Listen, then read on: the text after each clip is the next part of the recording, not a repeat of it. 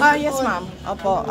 It was actually for last Friday. Ready na kami last Friday para pumunta dito, but the budget sponsor decided to defer it until Tuesday morning. So ngayon yun. Ang present ng budget ng Office of the Vice President at pag-defend ng approved sa DBM under the National Expenditure Program. Just like last time, ma'am, kayo lang din ang mag-isang humarap ngayon sa budget hearing ko ng OVP. Oh yes, oo. Nag-usap kami ng mga kasamahan ko sa Office of the Vice President, and syempre lahat ay apprehensive pa sa nangyari noon sa mga personnel. Nangyari noong committee hearing sa House of Representatives sa mga personnel ng Office of the Vice President na ang daming kinabahan, ang daming nagka-anxiety, ang daming nagkasakit. So sinabi ko sa kanila na it is best kung ako na lang yung aharap sa budget hearing ng Office of the Vice President. Next question, Marian. VP, yung 7.4 million pesos po na binanggit nyo, security personnel po, na public funds po ba galing? Yes. Oo. Napakaklaro nun, no, na wala akong ginamit para sa akin, para sa Vice President, na pera ng gobyerno para sa mga biyahe ko overseas. Ang merong charge sa Office of the Vice President ay yung security at decision yon ng Armed Forces of the Philippines kung magpapadala, ilan at kung sino. At yung pangalawa ay yung sa Office of the President, Office of the Vice President personnel na sumasama kapag meron akong events at activities for the Office of the Vice President. Ma'am, you were given an option earlier kung pwede niyo i-waive ang inyong parliamentary immunity, but you opted to answer the questions anyway. Why po, please? Yes, oo. Ano nga ba yun? Meron silang tradisyon. According to the House of Representatives, meron silang tradisyon na hindi na nag-hearing ang budget ng Office of the President at Office of the Vice President. Pero kanina tinatanong ako kung i-waive ko ba yung tradisyon na yon nila, no? The privilege, yes. And sinabi ko na i-waive ko yung privilege na wala nang tanong sa budget ng Office of the Vice President. Ma'am? Last two questions, Red. Ma'am, were you expecting yung mga confidential fund questions and yung mga questions about your travel doon sa mga lawmakers na galing sa Makabayan Block? Were you expecting it already? Yes, oo. Madami kaming mga in-expect na mga tanong, pero dalawa lang yung nilabas nila, no? Yung tanong sa confidential funds na sinabi ng defense lawyers na huwag sagutin kasi meron silang defense strategy na hindi dapat malaman. Ma'am, pero yun nga ma'am, you expected po ma'am na parang dalawa lang yung Makabayan, pero yung minority po ma'am had to offer your privilege, parang nirespect nila na hindi nila sila magtatanong. So ano po reaction po niyo na yung almost all of the minority block po ma'am hindi na rin po nagtanong aside mo ng Makabayan? Hindi ko naintindihan yung tanong, sorry. Red, pakiulit. Aside po ma'am, kasi na parang minade na rin po ng minority, hindi na po nagtanong yung almost lahat ng minority, members ng minority sa inyo. Of course, majority expected na hindi na magtatanong. Yung minority hindi po nagtanong sa inyo, ma'am. So, ano po yung reaction po niyo na parang dalawa lang sa minority, yung Makabayan Block lang nagtanong, and hindi lahat yung ng minority members, ma'am? Wala akong feelings or reaction sa doon. Ma'am, why do you think the House Appropriations Panel extended parliamentary courtesy to you this year? Because last year nga po, medyo nagkaroon ng intense scrutiny over your over alleged secret fund business. Why do you think? Hindi ko alam. You have to ask the House of Representatives kung anong iniisip nila. Ma'am, kanina you mentioned that you were last question answering kasi subject minsan lang tayo nagaganito. subject of an impeachment trial po. Ma'am, are you still expecting na matutuloy siya or are you still preparing your defense? Oh yes, kasi kung hindi man yan matuloy ngayon, 2025, I'm sure mag-file yan 2026, mag-file yan 2027, or even siguro 2028, right before the presidential elections. So this is all about the presidential elections of 2028. Ma'am, how do you react to criticisms about your travel expenses when you don't bring home po travel investment pledges? Oh, I'm sorry, again, wala akong kinuhang pera ng gobyerno sa mga biyahe ko abroad. Okay. Ma'am, babalik kayo Next dito topic. sa plenary Mel. deliberations. Babalik po kayo sa plenary deliberations. So, support po ba kayo sa kay Kong Jose Alvarez sa plenary deliberations ng budget niyo? Ay, pinag-iisipan ko kasi naaawa ako sa kanya eh. Naawa ako kasi he's already 81 years old, and kanina, nung nasistress na siya, kaya pinapatawa ko. Palihog ma'am, kamusta po?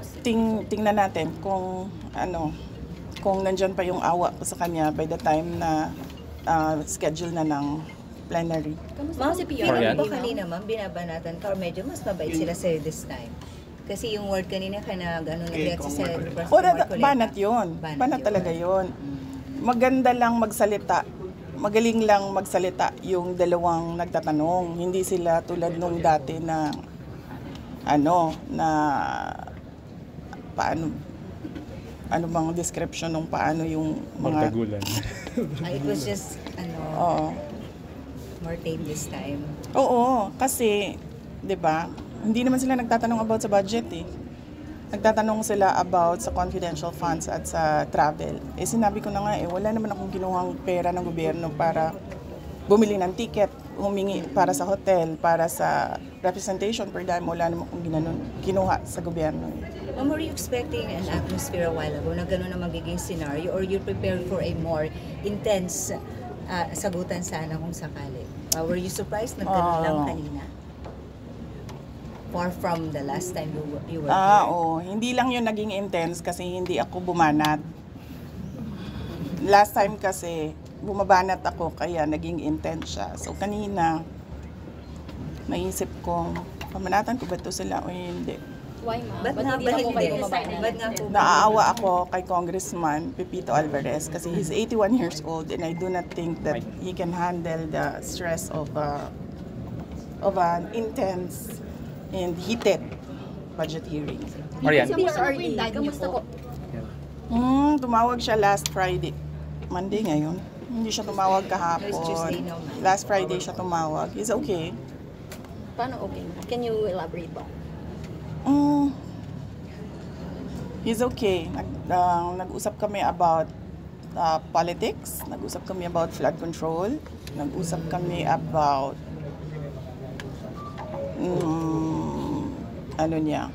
love life niya. So updated po siya sa mga nangyayari ngayon, like nabanggit niyo nga po flood control issue. Ano pong nasasabi niya? Kasi bawal ako mag-discuss ng kung anong pinag-uusapan doon sa loob eh. So hindi ko masabi kung anong sinasabi niya. Okay, next question. Any more?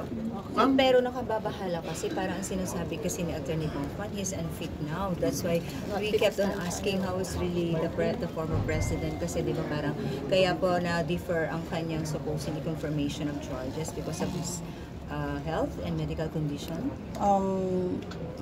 Sa tingin ko naman, merong mangyayaring hearing sa competency. So antayin na lang natin yung mga experts. Both sides, sa ICC, sa prosecution, sa defense side. And I'm sure maglalabasan yung mga experts para sabihin kung ano yung problema. Okay. Ma'am, were you able... Do you think Solas. Marian. he is well, ma'am? He is fit to stand trial? Ay, naku, hindi ako expert sa kung ano dapat ang kapasidad ng isang witness or ng isang accused. Pero ma'am, sa conversation niyo, sharp pa rin po bang mag-ano po sa pag-isip mo si former president? Sige, antayin na lang siguro natin yung hearing sa competency kung meron man. I'm sure masasabi ng mga experts kung ano yung nakikita nila. Ma'am, were you Next able question. to see former Vice President Robredo when you visited Naga po? Did you have the chance? Kasi ganito yun. Noong nagkita kami ni Vice President Robredo sa bahay niya, alala nyo, Hindi naman odd yun. Hindi odd yun sa akin kasi binibisita ko talaga yung mga former vice presidents. Nag-courtesy call ako sa kanila, nagpapakilala ako. Sinasabi ko kung ano nangyayari sa opisina, ano yung projects ngayon, mga ganon, updates. At dahil doon, binanatan si Vice President Leni Robredo ng mga kasama niya, mga yellow, mga pink, particularly ni Senator Trillanes. At hindi ko kasi gusto yung naggaganon yung isang former vice president. Being a vice president, ayoko yung ginaganon ang mga former vice president. So, for this visit sa Naga City, nagdesisyon ako na huwag kami magkita para wala nang masabi ang mga tao about former Vice President Leni Robredo. Haji. Usap po kayo. Nag-uusap kayo. Hindi man, wala kaming numbers sa isa't isa. Haji. Apo. Ma'am, Madam Vice President, magandang tanghali po. Baka lang po aware po kayo sa recent moves po ni Cavite Representative Kiko Barzaga sa House. Parang china-challenge niya po kasi yung leadership ni House Speaker Martin Romualdez ba? Dapat lang. Dapat lang talaga. Dahil nakita niyo naman yung budget 2023, 24, 25. Malamang agawan na naman yan ng budget sa 2026. At lahat yung mga past budgets natin, nakita natin na it was under the leadership of Speaker Martin Romualdez. Ma'am, dahil hindi mamatay-matay yung issue ng ouster attempt dito sa Kamara, kayo po ba may personal po ba kayong bet for the speakership? Wala, hindi ako, masyadong madami kaming inaasikaso sa Office of the Vice President para ko isipin kung anong nangyayari sa House of Representatives. Other matters, ma'am, baka mayroon din po kayong comment din sa independent commission po ng Pangulo, yung composition, baka may any comment kayo, ma'am? Pag ikaw presidente ba, tapos alam mo na kung anong nangyayari. Tapos nakikita mo na based on the budget kung paano binaboy yung pera ng bayan. Mag-aantay ka pa ba ng komisyon o ng Truth Commission o ng kung anong komisyon yan? Aaksyonan mo kasi kaagad dapat yan eh. Unang-una, sinabi ko na noon, nag-appoint siya, nagpumili siya ng speaker na involved sa bribery nakalagay sa isang kaso doon sa Amerika. Klarong-klaro na doon nakita na involved siya sa racketeering and sa bribery. So, ikaw ba, presidente ka ba, ilalagay mo ba yung ganyang klaseng speaker? Siyempre, hindi na, di ba? So, anong nangyari sa budget natin? Na-racketeering din yung budget natin. Tapos, siyempre, sumabog na. Hindi ako makapagsalita sa Department of Public Works and Highways, pero makapagsalita ako sa DepEd kung anong nangyari. At sinabi ko na sa inyo. Sinabihan na siya, alam niya. In a cabinet meeting, sinabi sa kanya kung anong nangyari sa Department of Education budget. And then, ang ginawa niya is nag-change topic siya. So, ano pa bang komisyon, anong truth commission, anong investigative body pa ang kailangan mo? Nandyan na yung budget, nakikita natin kung paano siya kinuha.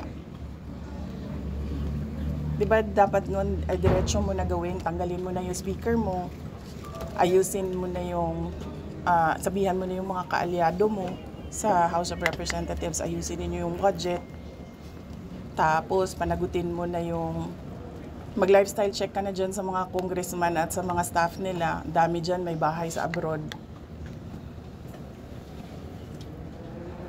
Diba? Masyado siyang, hindi niya alam kung anong gagawin at masyado siyang mabagal gumalaw. Nagmamadali ang Pilipinas eh. Pero alam niya lahat to, ma'am.